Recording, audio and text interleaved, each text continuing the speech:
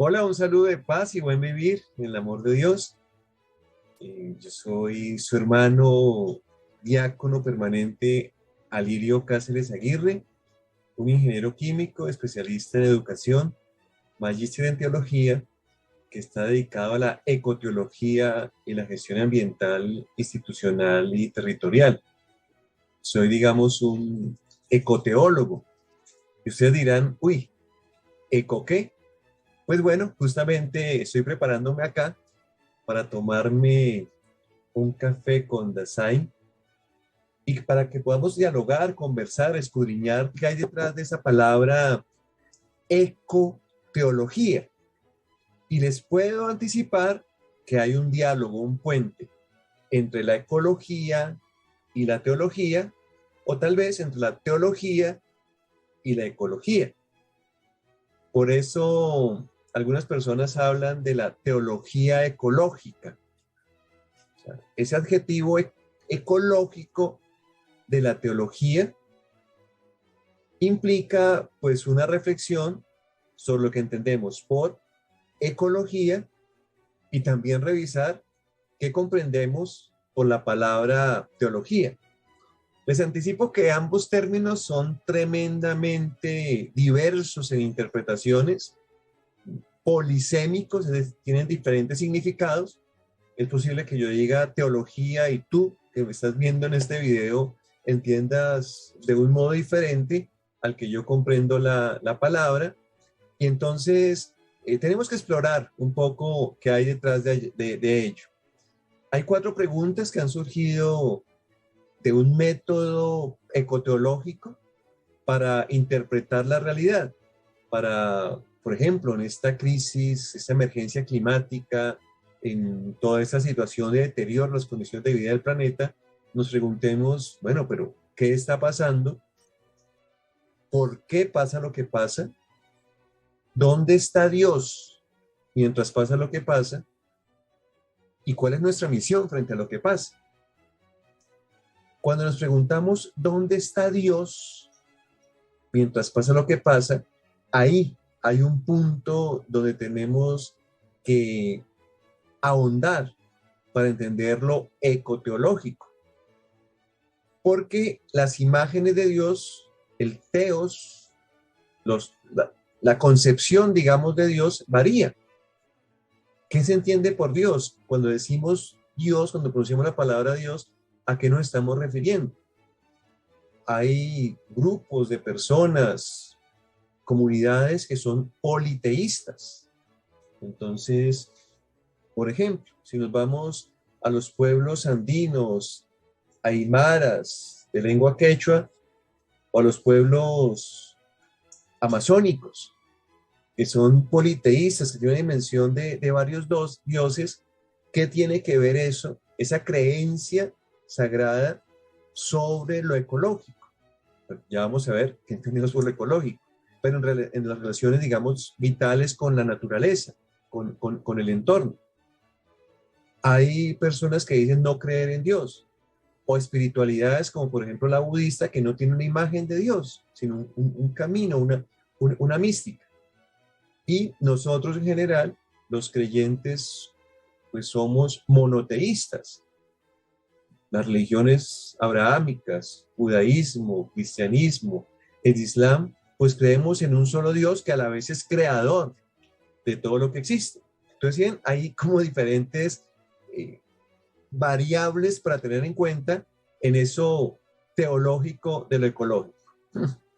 Y cuando hablamos de lo ecológico, también el asunto es bastante plural, porque hay personas que entienden lo ecológico como una rama de la biología y lo ecológico es lo verde, lo externo, la fauna, la flora. Es ecológico la contaminación por la cantidad de basuras, es ecológico el cambio climático, pero no es ecológica la guerra, o no es ecológico el aborto, o no es ecológica la hambruna, o no es ecológica la incapacidad de diálogo, la intolerancia, la disputa, las polarizaciones. Entonces, hay un paso entre la ecología ciencia y la ecología conciencia, y hoy en día pues desde el ámbito del magisterio, la enseñanza del Papa Francisco, se ha posicionado el término ecología integral. ¿Qué es lo integral de la ecología? Pues tiene que ver más con el sentido del hogar, tiene que ver más sentido con el planeta Tierra, ese globo azul lleno de agua como casa común de la humanidad, y tiene que ver con una actitud de cuidado, de alabanza, de vivencia en la hermandad, en la que este personaje, que acá está representado, San Francisco de Asís, este joven santo italiano, patrono de la paz, quienes cultivamos la ecología, pues tiene mucho que ver. Y tenemos que necesariamente tomarnos un cafecito con San Francisco de Asís, un poco su historia, su cosmovisión, su sentido de vida, que es aceptado y reconocido no solamente dentro del ambiente cristiano, sino también en múltiples religiones y espiritualidades. Digamos, es un ser humano muy especial en la forma de relacionarse con el entorno, con los más pobres, con Dios y su propia vivencia de la búsqueda de la paz. Y claro, podríamos decir, bueno, pero eso tiene que ver mucho con el credo, con la religión, la mística, la espiritualidad, pero no podemos llegar a ello si no hay un diálogo con la razón. Por eso la filosofía ambiental se convierte en un paso obligado para ecoteologizar, para hacer ecoteología. Y cuando hablo de filosofía ambiental, son preguntas elementales. Bueno, cuando hablamos de naturaleza, estamos refiriéndonos a un algo o a un alguien. ¿Es un objeto o un sujeto? ¿Es un ser vivo o una cosa? De eso depende. Si yo digo recurso natural, que es algo simplemente para explotar, o si yo digo la madre tierra, o la nana, o la pachamama, o la hermana madre tierra, como cantó San Francisco de Asís, es diferente. Es diferente si yo digo, bueno, los seres humanos somos o no parte de la naturaleza. Si tú dices, no, pero es que los seres humanos somos diferentes de la naturaleza, eso genera una posición. Si reconocemos, no, es que nosotros somos naturaleza, yo soy tierra, yo soy agua, soy polvo de estrellas, y si esa naturaleza es creación, es una obra creada por un Dios, entonces yo soy creación, yo soy criatura. Eso marca diferencia, ¿sí? Y por supuesto, entonces conectamos con la teología. Si yo me pregunto, bueno, ¿Dios dónde está? Tengo una idea de un Dios como trascendente, un Dios más allá de lo físico, un Dios que está como en el penthouse del mundo, o entiendo que Dios está en la materialidad, en lo sensible, en lo que podemos tocar, en lo que podemos ver. Ahí hay una disputa interesante. Por supuesto, los que creemos que Dios está encarnado, que Dios se hizo hombre, que Dios es creador y hace parte también de su creación, pues eso marca un ritmo, ¿no? Bueno, pues ahí les dejo esas preguntas, esas inquietudes.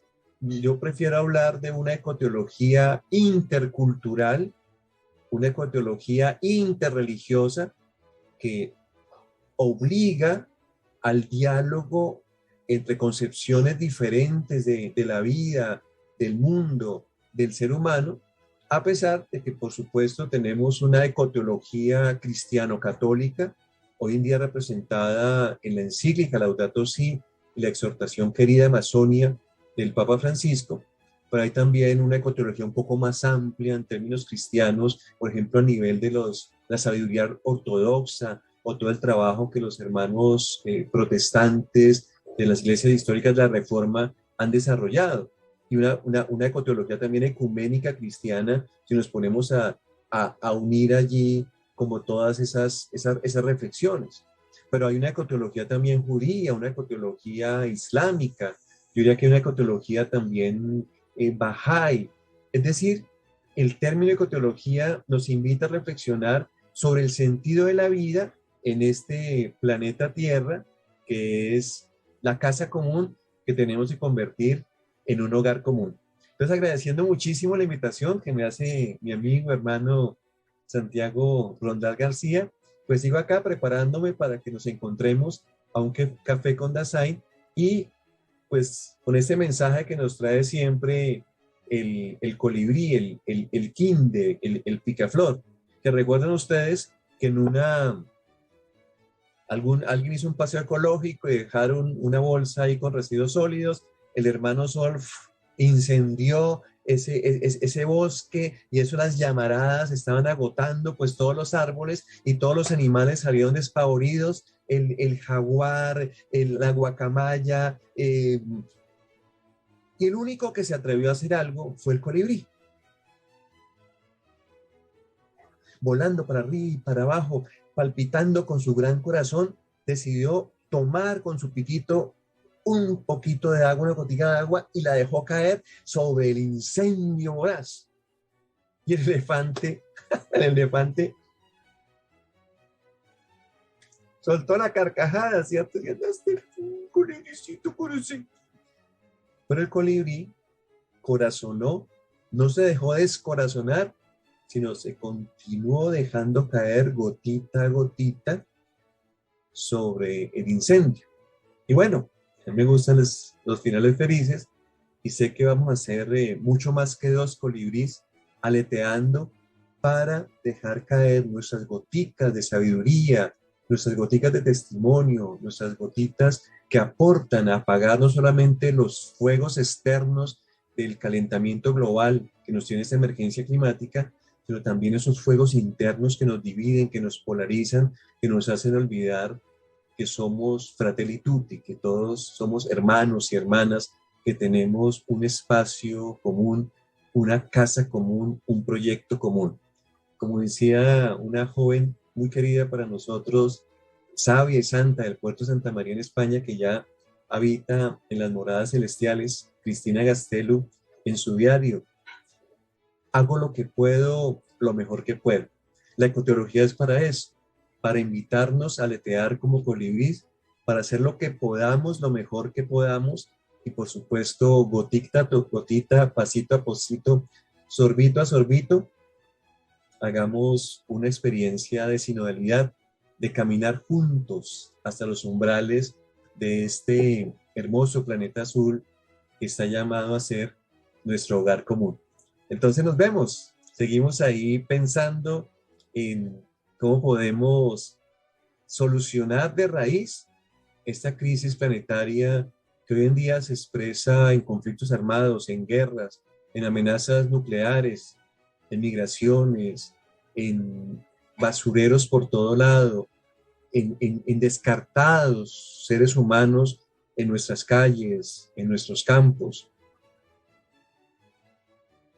Éticamente, eso amerita un discernimiento, ecoteológicamente, un replanteamiento. Paz y buen vivir para ustedes. Nos vemos pronto.